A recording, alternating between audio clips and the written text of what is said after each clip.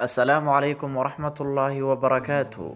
Waayadii muslimiintu furan rabeen Qudus oo waqtigaa Iiliya la odhan jiray, ayaa waxaa fariini soo gaadhay amiirkii mu'miniinta ee Cumar ibn al-Khadaab radiyallaahu canhu, taas oo sheegaysa in Roomaankii xuduudoodii iyo ciidamadoodii isugu keeneen magaalada Ramla, isla markaana uu horkacayo nin lagu magacaabi jiray Ardabuun, kaas oo ahaa koodii ugu maskaxda iyo maanka furnaa, uguna garashada iyo garaadka badnaa, uguna dhagridda iyo dhibka badnaa.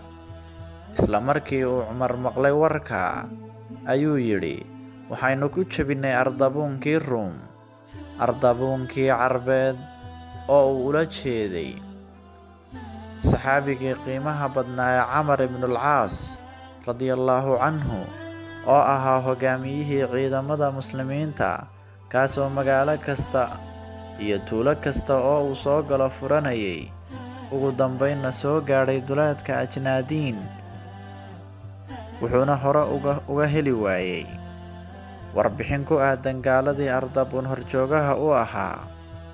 Kadib waxa uu u kacay Camar ibn al-Caas dhanka Qudus iyo Ardabuun, isaga oo iska dhigaya fariinside uu soo diray hogaamiyihii ciidamada muslimiinta ee Camar ibn al-Caas, si uu warbixintii faftiran uga soo ogaado Ardabuun arrinkiisa iyo habfikirkiisa hogaamineed ee dhanka dagaalka.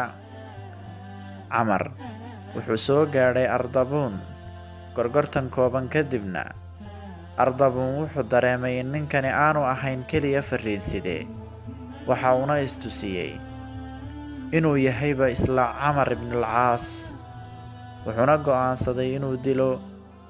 Balse Camar ibn al-Caas oo hantiyey warbixintii uu u heelanaa, ayaa isna sidoo kale dareemay shirqoolka uu la damacsan yahay Ardabuun.